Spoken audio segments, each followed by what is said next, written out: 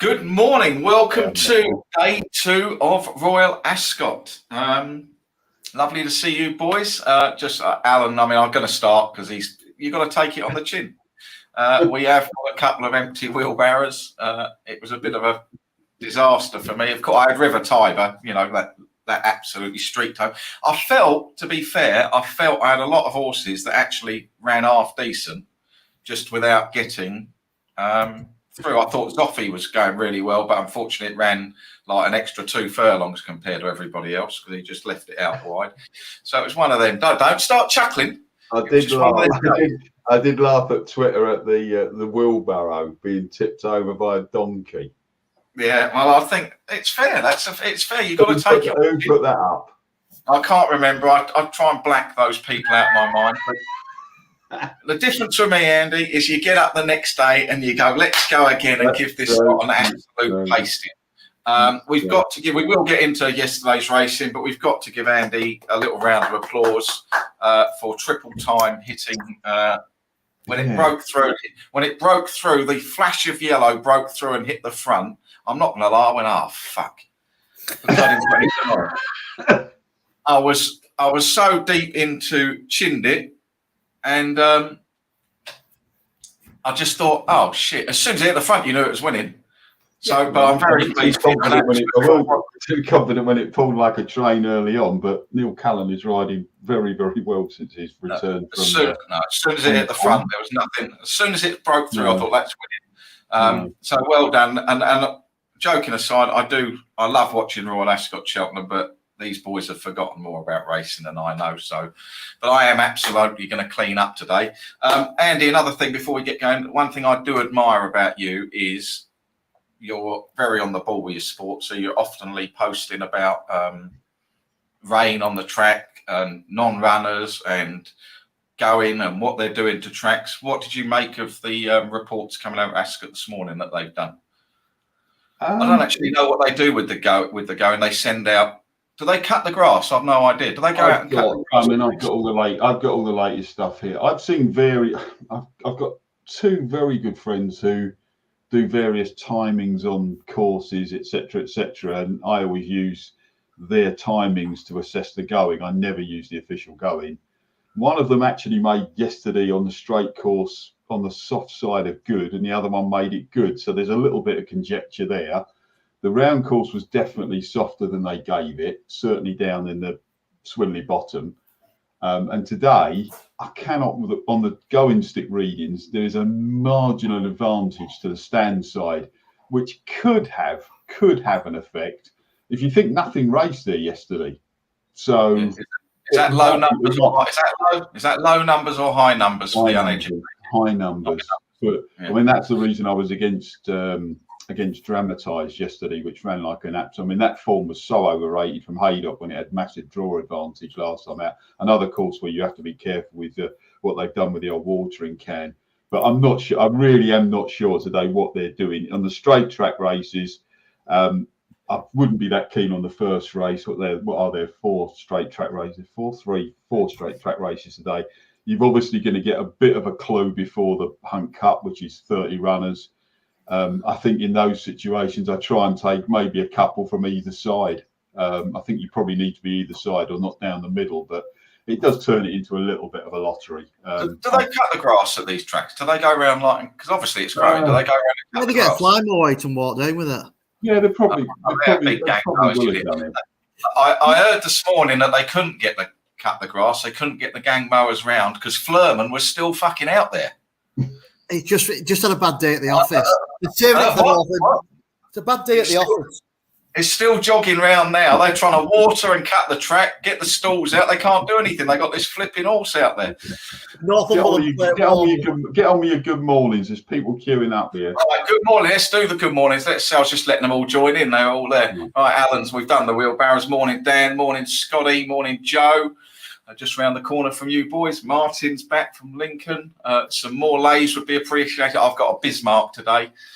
Morning, Benjamin. Morning, Lee. No pressure today. Yeah, I mean, it is when you hit the first race 33-1, you are against it. Oh, a tipple or two. It's unlike you. Shut the old laptop and went home then, didn't I? Yeah. Barry Walker, lovely to see you. Raymond, lovely to see you. One of your boys. Andy, Yeah, Mike, yeah, right, that's Simon. right. Oh, Simon's tuning in from Ray Scotland. was there Lovely. yesterday. He went yesterday. Twins must be the owners. Who was? Ray was there yesterday. He went to Ascot yesterday. He was there with all the posh Another one people the phone's yesterday. not working, Ray, for the invite. Another one we He's can't get. retired. He's one of the full-time lads. Huh? He's one Yeah, of no, my I said full-time boys. for another one, the phone's not inviting for the invite to Ascot, was it? No phone rang. Ray's going. Could have rung us, couldn't he? Ian Bone, lovely. Kerry's in. Good, made it on time this morning. No brunches, obviously. CG, Alan Parks is in. Here we go. The old Holly Doyle stalkers in the house. Barry McGinty, Nitesh, lovely to see you. Tim Clark, lovely to see you. Right, let's get into it. First race, absolute piece of piss. 2:30, 5 furlongs, 26 runners. Queen Mary Stakes. This is the Bismarck for me. This favourite isn't winning. Beautiful Diamond is not winning. That is the Bismarck of the day for me. Later back, Beautiful Diamond. The two I like are the second favourite. I think will go well. Relief Rally, Tom Marquand for William Haggis. And at a price, one I like here is that I think is going to improve is Graceful Thunder at 38. So Beautiful Diamond is getting beat. Relief Rally and Graceful Thunder for me. We'll let you go next, Marky boy. Not a race that I spent very much time on, if I'm being honest with you. 2-year-olds and fillies as well. So it's a pennies race for myself. I'm with you on Graceful Thunder as well. Did quite well last time out. It's stepping up quite a lot in class, but it's just a small play. The other one that I did look at, again, it would be a pennies each way bet. This one was Out the Stairs, which was very slowly away last time out, but did actually win quite well. In fact, it looked like Davison Sanchez. It was that slow. But yeah, that is as I must have spent last night. Sorry, probably this was the race that I looked at for the shortest period of time. There's just nothing, no form in there for me. So I'll pass it over to the expert to get a 33-1 day 2 off and running. Well, if we get a 33-1 winner in this, I'll be very surprised because, like you two, I'll be playing for pennies in this. I'm not a 2-year-old player at all, really. Bigger meetings, yes. Can't wait for the nursery season to start, which are handicaps for 2-year-olds. I've got a couple that I've already got lined up for those, which I will pass on. And I think the favourite could be vulnerable. Statistically, it's vulnerable. There is a big stat against it, that horses running within 19 days in this are actually 2 from 163. If you take those that have come from non-pattern races, they are 1 from 150. So Beautiful Diamond does fail there. The one note of caution I would add is that the stable are going very well with their 2-year-olds this year. And she did win very well in a good time at Nottingham. And she was a breeze-up purchase. And by breeze-up, I mean that they race them. Well, they don't race them. They run them at the sales. So they are actually, so you actually see them move. Instead of walking around a ring, they are actually breezed. So that she would have had a little bit more experience than something that hasn't done that. Strange to see no Aidan O'Brien runner in here. He's actually never won the Queen Mary. Typically, stalls 12 plus are the best in this. 19 of the last 22 winners won last time out. There are a whole host in this that you could give a chance to. I won't run through them all because that would be very, very boring. But if there were a couple that I would take a small, and I am talking absolute pennies in here, the favourite to me is a little bit too short now, having given that stat out. The form of the race at the Marygate at York should be quite good. Got to Love a Grey comes out of that, which is the stablemate of the favourite. Would have a chance. But I think Mark might have hit on one out of the stars. Archie Watson's a yard going well with their juveniles. This one, she did blow the start on her all-weather debut. She still won. That form is actually working out really well. Yeah, it's actually good form, and it did fall out them stalls as well. Oh, it just absolutely walked out of box, which is unusual for one of theirs. And the other one is Flora of Bermuda, whose form ties in with Midnight Affair. Now, Midnight Affair beat her in the Hillary Needley Trophy at Beverley last time out. and they both clocked a very, very good time. Andrew Balding's got a good record with his 2-year-olds on their 3rd turf start. So I think she's a little bit overpriced. It wouldn't be a race that I'd be having bundles on. You've got you've got 3 American horses in here. Don't really know what to make of those. They've probably all been on the juice, but allegedly, Andy. Allegedly, I should say that they're probably on the juice or the carrots, because our people don't see that with Wesley Ward. I don't get the fawning over him at all. I mean, they're all on the pissing juice, to be honest with you. But out the stars, Flora Bermuda, pennies at decent prices. And if you wanted to have a small lay, I wouldn't put anyone off at laying the favourite at that price. What price did you have it at? I wouldn't go stupid, but I wouldn't go any bigger than 4.3. But was that your what did you have it on your tissue at? I made this easily a 5.5, 9 to 2 chance. Yeah, nice. Later back, you can always trade it, manage your position. Right, so then we move on to the 305, where we have got just 19 runners in this one, in the fillies handicap, the Kensington Palace.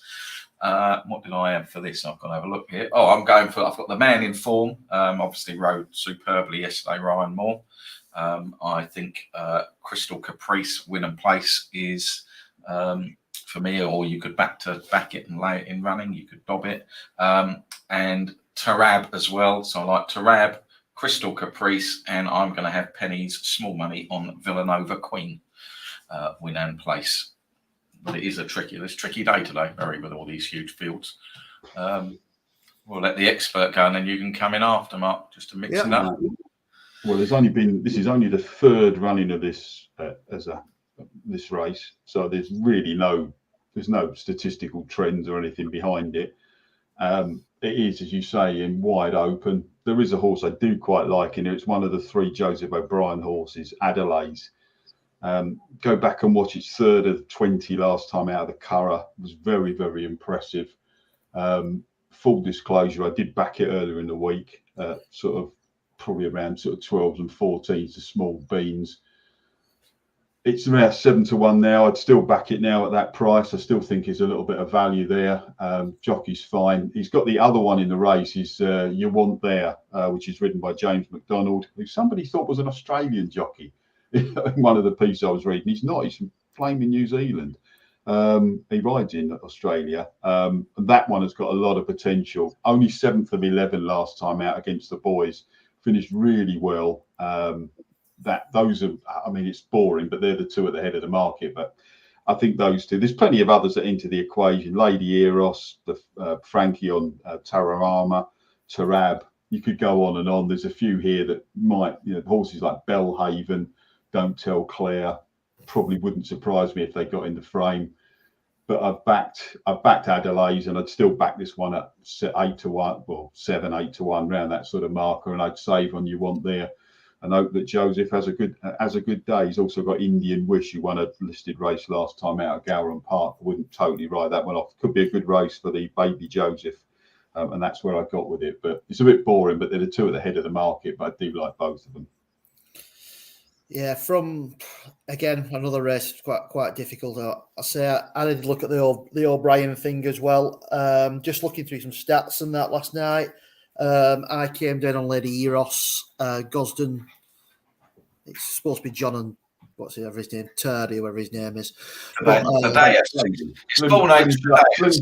Slim Shady, as I call him. Yeah, Thaddeus. Yeah, Turdy. I think that's got a really good chance. It won really, really well last time out. Travelled quite strongly into the race. Draw, I think it should be okay, but I think it'll travel well, and I'll be going with Lady Eros in this one. Okay, son, lovely. Have you got one that have you got coming up? Have we got another Fleur Man statement? Have we got the winner of one? I've got the winner of one. I've got a Bismarck as well. Yeah, you got the winner of one. Right. I love it. Right, we get to the 3 for the Duke of Cambridge Stakes. Just 10 runners now, so a lot easier, isn't it? And it's so easy, isn't it? It makes it's really easy. Yes. It looks to be, but for me to look between the top two, Jumbly and Prosperous Voyage. I don't think Frankie had a winner yesterday, did he? No, got a 9-day ban though. Did he? Yeah, for his ride on Saga. 9 days he got. There's been a lot of controversy. Rules him out of riding at the Eclipse at Sandown in early July. Okay. Well, I'm taking him to defeat Mr. Moore in this one. I think this is the one that's going to get Frankie off the mark. Prosperous Voyage. I'm with that as well. Prosperous Voyage in this one. You could Dutch the top two if you wanted, I guess, and trade. But for me, I'm going Prosperous Voyage and Frankie to get off the mark. Yeah, it's echo my statements there, Ian. What I've wrote down. I think it's between the top two, and I just think Prosperous Voyage, because I think it's just its last run was a lot better, really impressive, and I think at the prices, I'd rather take that one on. Yeah, it ran well last year. I watched a couple of its races this morning. It ran really well last year. Was it the Falmouth, and then the one last time out, like you say, looked like it was coming back to form. So yeah, that's where I am. Let's see what the old Maestro. Yeah. I wouldn't put anyone off the front two, but I don't think there's any value at the prices, to be honest with you. I mean, like sucking life out of you, isn't it, this boy? Yeah. Dracula. It's like sucking the life out of you. Dracula, that's what it can. Well, it's all about price, isn't it? And yes, I don't think there's any value in the two. Yeah, Prosperous Voyage won the Princess of Lewis, which is a Group 2 at Epsom last time out. There's £12 on ratings between this lot. It would not surprise me to see a turn up here. The Dahlia Stakes, which is a Group 2 at the Newmarket Guineas meeting, is a significant race. Prosperous Voyage was 5th in that. Random Harvest was 7th. I don't think that one will reverse the form. 15 of the last 19 winners have won a group race. So Jumbly, Potapova, Prosperous Voyage won 2. Honey Girls even won 1. Grand Dam, the Gosden horse, is quite interesting. He's won this 4 times, all with 4-year-olds. And this one won first time out last season, comes here off a break. Was a very good 2.5 lengths third in the Group 1 Sun Chariot when last seen. So that was a decent run. And people are writing off Queen Animatu as a real all-weather horse. Now, she's never won on turf, and she is 5 from 8 on the all-weather. But all-weather form translates really well to Ascot. If you look at the correlation between all-weather winners, or horses who run well on the all-weather, and horses who run well at Ascot, it's quite close. And she's run some good races here before. She ran a very good race here in October when she was 2nd at 12 to a horse called Soft Whisper, who won next time out. The winner got first run on her. I just think she's a little bit overpriced. I might be barking up the wrong tree completely here, but you know, the front two, what do they take out of the market? This is the way I always look at it. You've got 4 and 4.4. You're backing nearly an even money chance there. Would I want to back even money, those two? Possibly. Would I want to lay it? No. Look elsewhere. I wouldn't put anyone off Dutch and Grand Dam and Queen Animatu in this. I think that's where a little bit of value lies, if that's what you're looking for. Okay, son. Thank you. We've got a couple of the lads have gone for Rogue Millennium. Benjamin justifying his pick with 3 winders at all, and would be favourite for this, finishing second. Her would put this close here, and yeah, that was over a totally different trip last time out. So okay, all right, son. That holds up. And the lime green has been declared the winner. So lime green. Weighed in on lime green. There you go. And I'm sure people have noticed that after you have a 33-1 winner in the first, you can upgrade your house, Andy. I'm sure people have noticed. I went through the big mirror I quite like. Doubles up as a TV, that one. Yeah, you've just basically been Mark and his grand piano and just taken it up to chandeliers. Now we've got chandeliers. The piano's in the other room. And Alan Hendez has come out from the old can of Foster's to say anything ridden by Spencer is the first one I cross off. I have to admit, I'm a little bit like that. I'm just fan. Not at Ascot, you shouldn't be. He's one of the best riders on the straight course at Ascot. You look at his record there. I agree he's a bit Marmite sometimes. I'll tell you, you'll know the first person I always cross off any sort of list if she's right, and it's not because she's a woman, because she's riding anything fancied. Who's that? Amy Turner. I've got one of hers later. She is dreadful. He's just a bit of a showboater, isn't he, Spencer? Right. I think that's right. I thought you meant Alan then. I thought you was saying Alan's a showboater. Oh, Alan's a showboater, as we're going to see in November when he shows off his dance moves at Lingfield. Right, let's move on to the 420. The Prince of Wales Stakes. Just the 6 runners. I haven't got a bet in the race. I think Luxembourg's going to win, so I'm not doing it. I just think Luxembourg's going to win this. Andy? I think it's probably one of the races of the week, isn't it? It is. I think it's a cracking race, this, yeah. You could probably sit back, just watch this and enjoy it without having a bet. But if you wanted a bet, I think I'd come down on the side of one of them. If you look at their records in Group 1 races, Luxembourg, Adayar and Baybridge have all won Group 1s. But there's little niggles against all of them. Did Luxembourg get the run of the race in the Tattersalls Gold Cup at the Curragh last time? And that's probably the key race. You could crab that form a little bit. He beat Baybridge last time out. He certainly had the run of the race. He beat him half a length. The pair pulled 6 lengths clear. The French horse Verdini didn't really, he bled. He didn't run his race. Baybridge was a little bit keen. You'd like to see him settle a little bit better. And you'd probably want a little bit more juice in the ground. He was a beaten favourite in this last year when he failed to catch the front running state of play. And if Ryan Moore and Mr. O'Brien have watched that, I would imagine that they're going to try and ride Luxembourg fairly positively again. That may well play into the market, although the fly in that ointment is the inclusion of the American horse Classic Causeway, who does go from the front as well if you watch his American videos. God, it's a life in the bus lane watching this stuff, isn't it? I don't fancy Moss to have.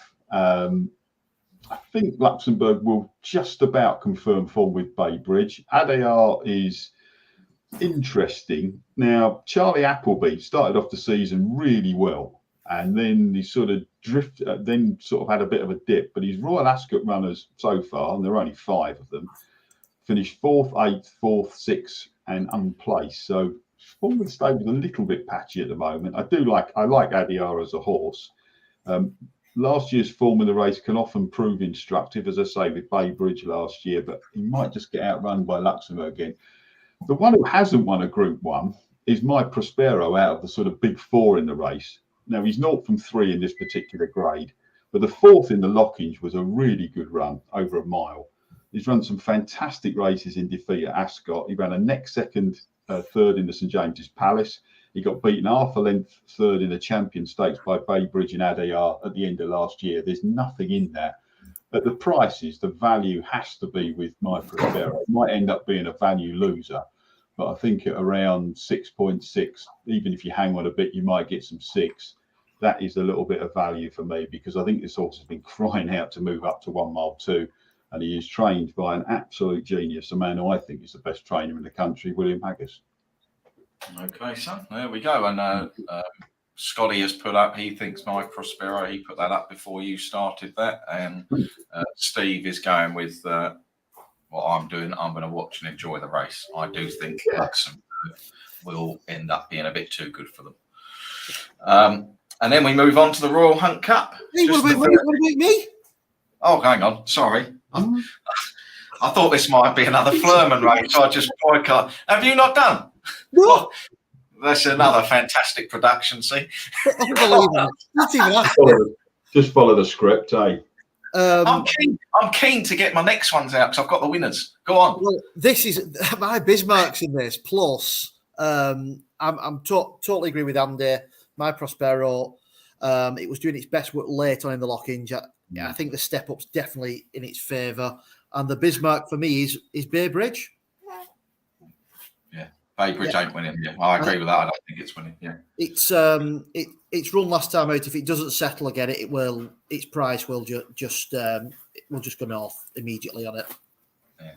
Yeah, and Dan Lyons thinks Luxembourg's a lay, but Dan has been out in Japan and he's probably just stuffed with sushi still and doesn't know what he's talking about. Probably had did you have one of them fish, Dan, that if you have to be careful eating it, like if you eat the wrong part, you flipping die, poisons you.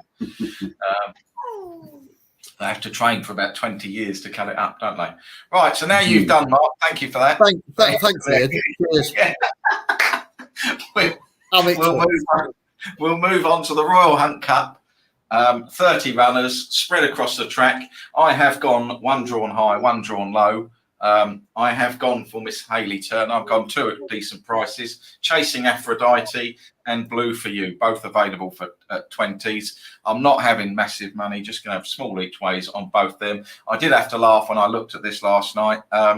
At the horse that's currently sitting, I think it was sitting favourite when I looked at his second favourite on the exchange now, Garley, because all it reminded me of, do you remember when Hossam Garley played for Spurs? Do you remember Hossam Garley? Is he one of the ones who's gone somewhere else and won a trophy since? Because it's 94 then. He's the one who, it was under Harry Redknapp. I think he brought him on as a sub and he got booed. And he took him off again. They booed him as he took him off, and he took his shirt and threw it on the floor. I remember him now. And he never played again. He was an absolute cabbage, Hossam Ghali. And I just saw that and had flashbacks because I was at the game when that happened, when the crowd just got toxic. And from Egypt, that's right, Lee. Yeah, and he threw the shirt down at the end of the tunnel, and we never saw him again. Another rip-roaring Spurs success. But there we go. Anyway. Bit like Tim Sherwood when he threw his old gilet, wasn't it? Did he? He gave it to a fan to put on, didn't he? And told him to sit in the dugout. Because the fan would have probably done better, actually. Anyway, back to Ascot. It is Chasing Aphrodite and Blue for You for me. Hayley Turner, Andy's favourite on Chasing Aphrodite. There we go. Right, Mark, would you like to go? Well, thanks, Ian. Cheers for that. Unfortunately, Andy, I'm with Ian here. I'm on Chasing Aphrodite as well. I know it's got that fishwife on it, but it did run quite well last time out when it came back from wind surgery. That's one that I've got. The favourite, I think, if anything finishes in front of this favourite, I think it wins the race. I think it's got a little bit in hand. But I'm just going for two bigger prices, which will be Chasing Aphrodite and Dawn of Liberation. Huge price, Dawn of Liberation, 50s for Pat Dobbs. Right, here's why he's going to knock it down. He's going to suck the wind out of Chasing Aphrodite. Go on, do it. No, I'm not. If there was anyone else on it, I probably would. I just cannot back anything she's on. Just sorry, I think she's vastly overrated.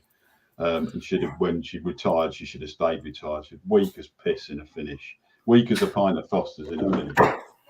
Right, okay, let's go through to now. It's generally a race that 4 and 5 year olds do well in, but then they do make up usually about 75% of the field. 19 of the 30 of that age group this year.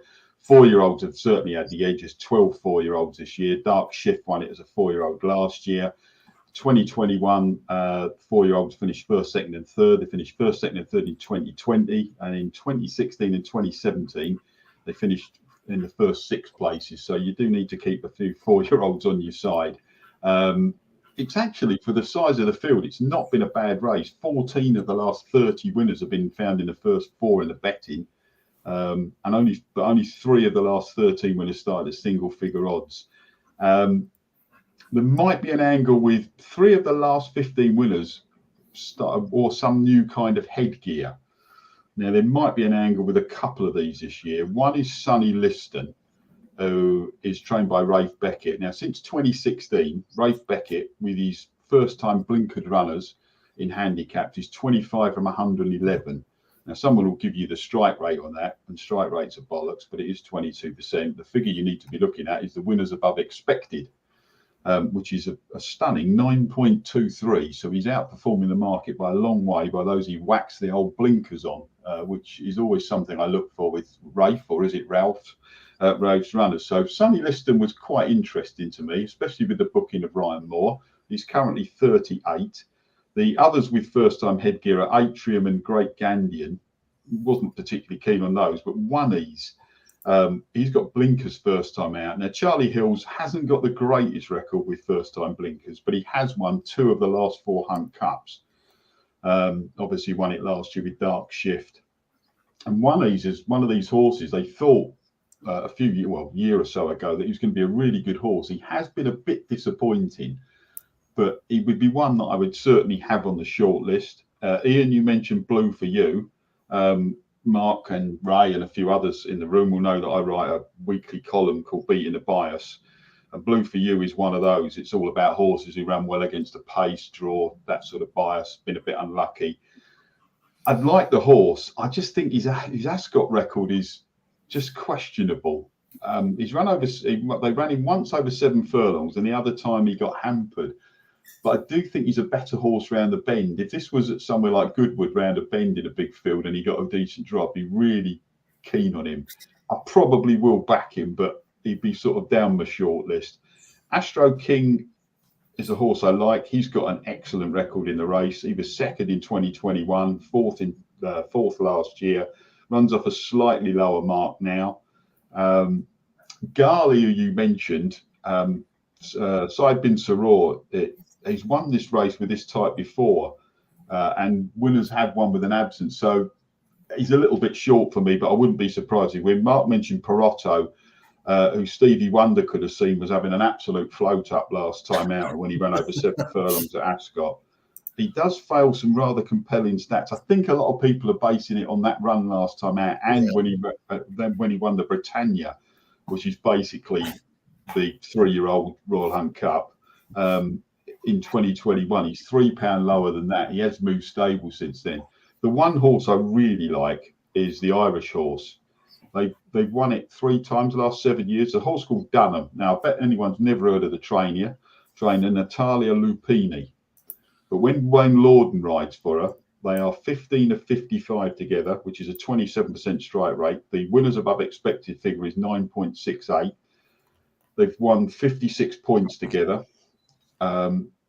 The first 4 races that Dunham ran for this yard, he won, all in big fields. He really improved this horse. He ran a superb second in Curragh last time out. And this year, when Lupini and Lorden have teamed up, they're 4 from 15. 3 of their last 4 runners have won at 136s and 6-1 and 10s. I do like that. The ones at the front end of the market, I do like Dunham. I'm a little bit worried about the draw. Price is a little bit tight now, but I do like Dunham. So to give you a short list, and you can all have a go at these Dutch and do whatever you want, Dunham would certainly be the top of my list. Sonny Liston would be on it. So would One Ease, Blue for You, and one a really big price, Aryan Power. That had a watch its race last time out. Complete and utter non-trial last time out when it was 3rd of 9. So for mark of 95, easily better than this. It's 60. There's no way I'm letting that go unbacked. Okay, we've got a few for this, so let's just go through. Alan Hender's Royal Ascot. We still get back to Spurs? Of course we do. The old Stalkers out. Holly Stalkers out. Tempest. I have to say, I think probably Derbyshire Constabulary are probably looking in on this now. You could be getting a visit by the end of the week if this continues. Jesus Christ. Benjamin likes Astro King and Koi Koi. Wouldn't put anyone off Astro King, I must admit. Astro King 13, Koi Koi 40. Alan Henders is getting his nap in early before we put the mockers on it. That's in the 5:35. Lee, for those of you in bookers, is letting us know that Sky Bet is playing 8 places this race. So if you've got an account there, you must be losing. Yeah, if you want to back chasing Aphrodite, Aphrodite and Blue for You at the bookies, go to Sky Bet. Nicholas NG, bless him. And Dual Identity, bless him. There you go. Got the field covered there. 30 and 34 we have, yeah. Scotty's gone for Wannies, Jim Crowley's mount, on it each way. And Steve has basically said, impossible puzzle, keep your money in your pocket. Come on, Steve. You're going to get splinters in your arse sitting on that fence. Get off and have a bet, man. Got to get involved. Got to live a little, haven't you? Get off the fence and have a bet, Steve. Come on. I've been doing this 16 years full time. I know full well I shouldn't be betting in races like this, but once in a while I have it right off in races like this, and that's why I betted them. So sorry. And that's what I'm going to do today.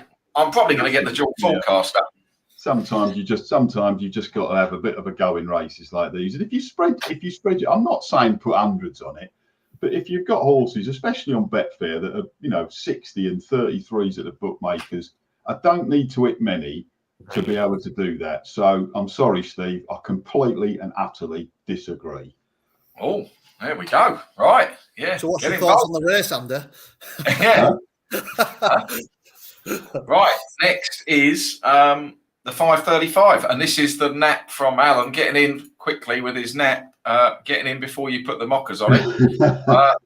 Alan, I have got it on my list. I've got it as a cover bet. I like 2 in this. I do think Gregory's got an outstanding chance, but I think St George is going to improve a little bit. So I'm backing St George win and place, not huge, and I will cover on Gregory, who I think probably will win. But if it doesn't, I'm going for St George to beat it. We'll let the old expert go. Right. And I won't forget you, Mark. Interesting race. You're talking to me then. I was hoping in a field of 14 that one of the fancied runners would be drawn a little bit wider than it is, actually, because it's one of those mile 6 races, and that bend comes up straight after the start. So those who are drawn higher are often a little bit disadvantaged, but I couldn't say that any of them are. It's been a Group 2 since 2017 when they reduced the distance from 2 miles. It's actually been a really good race since then. 4 of the 6 winners since the change have won some very good races. You've had horses like Stradivarius, of course, who won the Gold Cup 3 times. The St Leger winners, Kew Guards and Elderoff won it. Even an Irish Derby winner in Santiago. And before somebody shouts at me, the Irish Derbies before this race, it was in the COVID year when the Irish Derby was run after Royal Ascot. So it's worth taking a note of those going forward. Let's deal with Gregory first. Yes, he's 2 from 2, owned by a mad woman. Used to be owned by a mad woman. She must have sold him.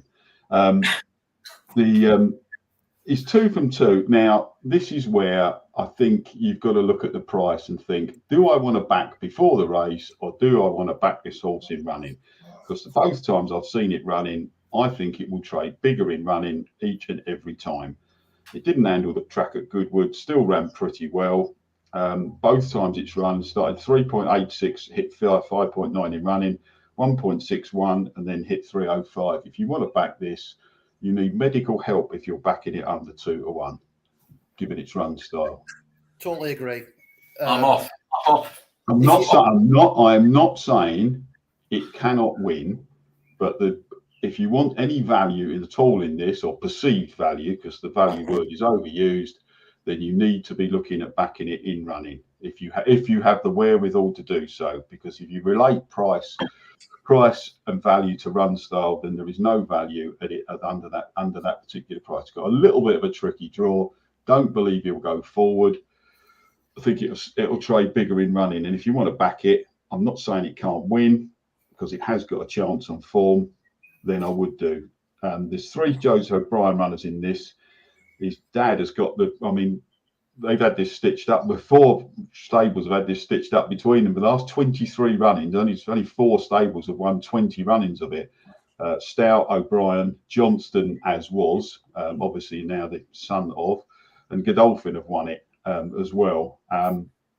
Peking Opera is quite interesting. That would be the 8th time that I nearly said Vincent O'Brien. Aidan O'Brien would have won it. The 2 I like against the field, one is St George. His win at Doncaster reads really well. I had him marked down as a Melrose type after that. The Melrose is basically the 3-year-old Ebor.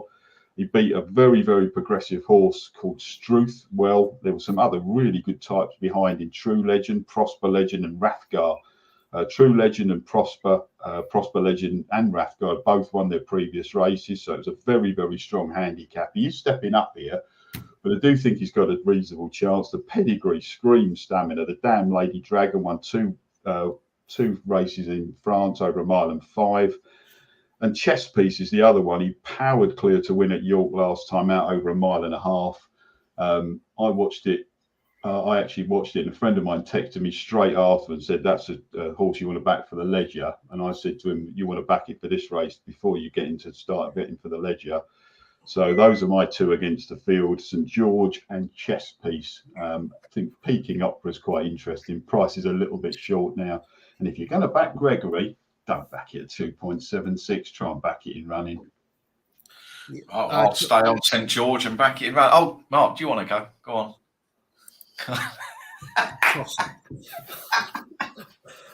Yeah, if you was going to back the Gregory, how I would back, Gregory, how I would do it would be I would be looking to back it up 5.0 and do it for half the stakes. So if you're going to have 20 quid in it, put a tenner in beforehand and back it at fives. Just do it that way. Again, I just think it's ridiculously short. And I think if Dettori's had a winner, this could also be even shorter come the start. They could get a point where this could be a later back for me for the race if it comes in slightly. My selection, and I've got a bit confused with what same as Andy. I'll be back in the other O'Brien runner, St Vincent's Gurn. I kept getting confused with Vincent, Aidan, Joseph, and every other O'Brien. And Donica as well. Yeah. This thing run quite well last time. It was behind Peking Opera, but the race probably wasn't run to suit it. And I do believe, especially with its breeding, that it's going to like the 1 mile 6. I think it's got over 2 miles and it's from Camelot as well. So I think the extra distance will suit it. And I just think at the bigger prices, this is the one in this race for me.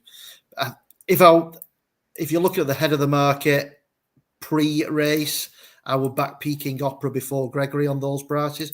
Currently, you're talking 2.76 and 6.2. But like I said, Gregory can win, but it's not at those prices for me. Alan's getting his case for the defence in already. Is this before he hits the white light in this? Yeah, so he's getting his case for the defence before the old Derbyshire constabulary come up. Alan Hendes doesn't. Alan Hendes, who's napped Gregory, so he obviously listening to you boys, dented that a bit, but I did have it on my list, which has dented it completely. Barry Walker likes chess piece, Circle of Fight, and Steve likes chess piece as well. There, and Kerry has got one in the next 6:10 at World of Darcy. We're now going for the kids' names. There we go. That's what we've now got this show so low that we're now going for the kids' names. Kerry has a daughter called Darcy, so we're now going for that. Right, let's move on to that 6:10. We're World of Darcy, 12.5. I was expecting to see it down at the 290s, but no, it's 12.5.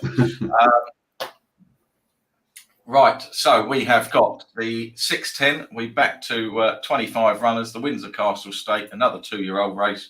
Another one I'm not having massive money on. I am having small beans on Supersonic Man and on O'Brien's other runner, Alabama. So I'm going to have small money win and place on Supersonic Man and Alabama. May even look to trade them back in running. Seemed to work at Lingers. Here we go. She's off now. The old brunch, the old Prosecco brunch is off now. This is where Andy agrees with me. Well, let's find out, Andy, because Mark can finish up and then do our place pots and lucky 31s. Which all did we get past the first leg yesterday? No. Right, Andy. Don't worry, because it's potentially we'll go 4 days and then we'll have it right off on Saturday. Yeah, nice. I like it. Everyone's given up by then. Yeah, but that's the beauty of having a strong enough bank, though, Andy. Yeah, true. Yeah, don't worry. I'll be with you. Don't worry. I didn't do it as a lucky 31. I must admit, I left out the singles yesterday. I just went for the shot for the old Super Yankee yesterday, but didn't get a return. One of the few places again. I'm right. Get on with the Windsor Castle again. 2-year-old races, not really my forte. You might be able to pick up a little bit of draw bias if there is any from those other straight track races. We've obviously got the Queen Mary and the Hunt Cup, a big enough field before that, possibly the 340, but there's only 10 runners in that. 13 of the last 14 winners have finished in the first 4 last time out. 8 of the last 17 winners started at double figure odds. So I think this is the hardest 2-year-old meeting of the race to solve. Those dropping down from 6 furlongs to 5 furlongs have got a poor record, and that would be against two at the head of the market, Barnwell Boy and Johannes Brahms.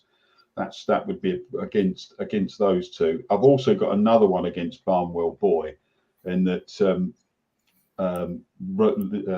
people with the lads within my group will know that we've had great success this year opposing the Johnston yard.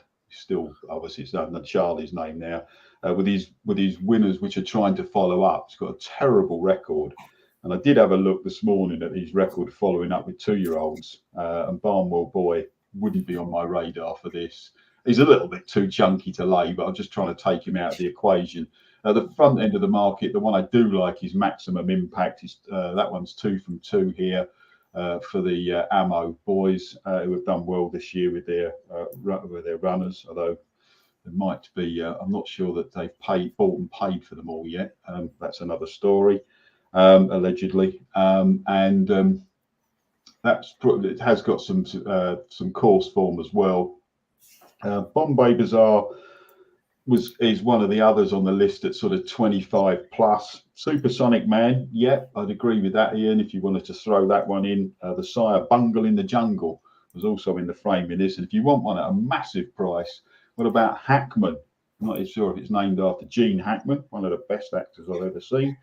But it has got some good speed figures, this horse. It was 3rd of 10 to elite status last time out, who is favourite for the Norfolk Stakes, which is the first race tomorrow, where it ran up with a strong pace and actually stayed on well. Most of those that were up with probably an overly strong pace wilted away, and this one stayed on well. So it's a very small beans. Maximum Impact, Bombay Bazaar, Supersonic Man and Hackman to go out with a real blaze of glory. If that wins, I shall be shutting the laptop and going home, I think. Hey. Well, this is my nap of the day. In this last race, the 25 selection nap of the day. This will be running around with Fleur Man tomorrow morning. Go on. Unfortunately, Ian, it's one of your selections. It's Alabama. Oh, no, it'll be winning then. It's going to win. It's pissed up. Yeah. Give them a furlong start and still win this race. I have for many years. I like with the O'Brien yard looking at his second string. I think it's got a decent chance, and I believe they've put headgear on it today. Blinkers have been fitted today, so I think this has got a really good chance. This will be my main bet of the day. The other one that I looked at in this race was Action Point as well, with Alan's love of his life, Holly Doyle on. Again, it's from Watson's yard, who's a very, very good trainer, especially with 2-year-olds. I do think it might be a little bit pig-headed, but I think it's got quite a lot of potential. So mine will be top of your race card, Alabama to beat Action Point. There you go. Put the straight forecast on, not even reverse forecast. Straight forecast, job done. Don't mess about. And we've got, obviously, Kerry's back in World of Darcy. Good luck with that one. Barry Walker's small each way on Bombay Bazaar. And Alan Hendes says Alabama. Jesus Christ. Oh, here we go. Alabama's on his list, so that's that finished. Yeah. To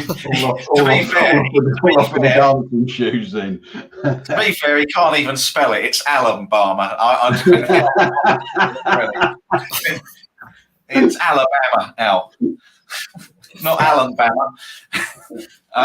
Mark knows it. Apparently, Mark, you know your stuff from the old. There. Right.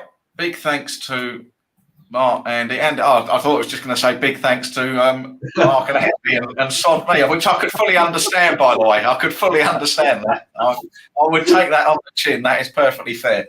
No, thank you, Nicholas. Mark, right, do you want us to run us through? I will type these so you can take your time. The super successful play spot selections.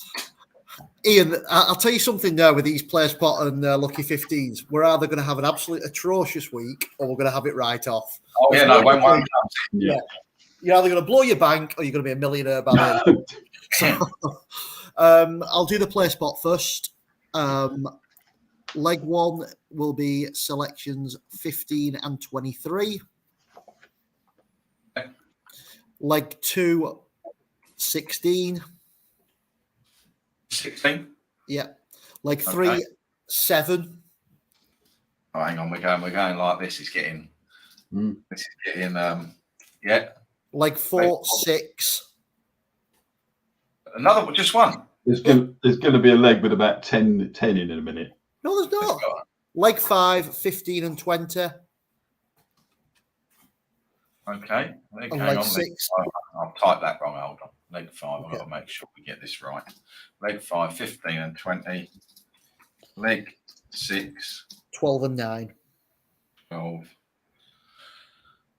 and 9. Let me post that for guys. There you go. That is the place pot. Holly, most profitable jockey back in each way. Just saying. No, fair play. The police are going to be around soon, aren't they? Alan, you have met me a few times. I'm still going to dig you out until Saturday morning. Don't worry about it. You will, by the end of it, you will be known as the Holly Doyle stalker, and that'll be it, son. Kerry says this is like bingo. That's called a place pot, Kerry. When you're doing your hills run, ask them for a place pot slip. And then we're going, are we doing lucky 15, 31, Heinz 57, round robin? Lucky 15 each way today. Lucky 15 each way. So this is 4 horses. 305 Lady Eros. You've got to do these. I mean, you have to do them. Just in case. 420 My Prospero. Absolutely hooked in. 5 o'clock the love of racing. Haley Turner will be chasing Aphrodite. No, I'm going to have to back over. He's got to have a bet on it. He's got to put it down. He's got to, if he leaves it out, it'll be funny and it wins. In fact, I do apologise. It is a lucky. It's a 31. Oh, hang on, lucky 31, 62 bets. Yeah, I don't even know what he's doing, does he? Every day. Andy, it's not that big of a deal, is it? I mean, one little mist. Just cross it out and put 31 instead of 50. No, it's ruined me a bit of paper now. Oh, I knew exactly what your problem was because it's not all neat on that little piece of paper there. Yeah. That's what it is. And he does have the neatest. He still does a load on pen and paper. He does have the neatest writing you'll see. It's writing all your systems down that you're giving away. Don't worry, I've got that's down. To be fair, there's football on today, Brazil, US, so I've had to give my time to that to make sure you guys get bet. So if I get beat, that's why. Right, come on. 5:35 St Vincent's Garden. 5:35 St Vincent. I'll tell you, this comes in. We'll all be in Barbados for the next one tomorrow. And then 6:10 Alabama. Nap. Yeah, I'm with you. Alabama. And then I'm putting nap in capitals like they used to I don't know what they do in the papers, in the newspaper. They used to always have it. Yeah, they do. And then MB next to it. And when Alabama comes in, we'll all be shouting "Roll Tide," which they do for the Alabama Crimson, is it? Crimson. Alabama. Yeah. Alabama. They shout "Roll Tide," don't they? Right, lucky 31 each way. So both those are in the chat room, guys. If you didn't get them. We'll just have a quick run through because people do like it who can't watch the show, just to have listen to the last 5 minutes and get it. So I'm going to start with the 230. For me, I picked 2 out, but I am going to go with the bigger price, Graceful Thunder for me. Andy, 230. Couple of very small dips. Flora of Bermuda and Out of the Stars. Very, very small, tiny. And I'm going to split the purry there and small bets again, Graceful Thunder and Out the Stars. Okay, and for me, the 305, again, small, Crystal Caprice and Tarab. Lady Eros for me. Slightly bigger, Adelaide, and I'm going to save on You Want there for a baby Joseph, hopefully 1-2. Okay, you like Adelaide, don't you? 340, Prosperous Voyage is going to get Frankie off the mark. And I'll second that. Right, I'm going to have a pop at the 2. Just take a bit of value, try and trade Grand Dom and Queen at Aminatu.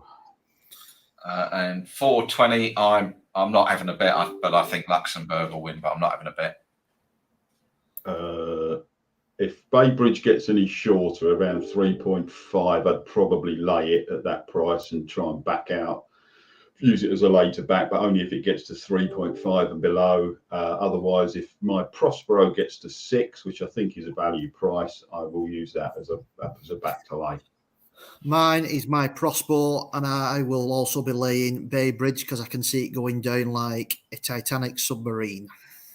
Okay, and then the 5 o'clock, I like 2, but I'm just going to give the one Chasing Aphrodite Nap. We're chasing Aphrodite, but it's next best, and the other one will be for pennies is Dawn of Liberation. Right, okay. Front end of the market, I like Dunham for the reasons given earlier on. If we're backing some bigger prices, I definitely want to be with Sonny Liston with the old headgear on first time out, and Arian Power, because it's just an absolutely stupid price at 60. Yeah. So there are a couple of, so it'd be the three I'd give a chance to there. Dunham, and if you want something bigger, then certainly One Ease, Sonny Liston, and Arian Power. Okay, your 60's gone, by the way. As I see, I've been watching that disappear as we've been talking. They've been. Yeah, I thought so. Yeah. Thanks. 5:35. I heed everything you say about Gregory. So the other one I had, which I do think is going to run well today, is St George. So I'm going for St George. I'm not saying Gregory won't win, but I just think you probably should be backing or attempting to back it at a bigger price if you have that facility available to you. Two I like against the field, a chess piece and St George. I will be, if Gregory goes any shorter, I'll be using it as a later back, and I will be backing St Vincent's Garden each way. Okay, and then 6:10 Alabama. Alabama, Nap, and Right. Action Point.